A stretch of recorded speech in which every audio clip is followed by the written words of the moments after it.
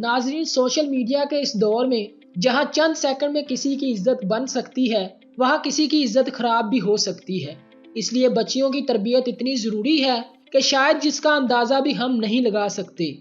तो आज की इस वीडियो में मैं आपके साथ 10 ऐसी बातें शेयर करूंगा जो आपको अपनी बच्चियों को लाजमी बतानी और सिखानी चाहिए।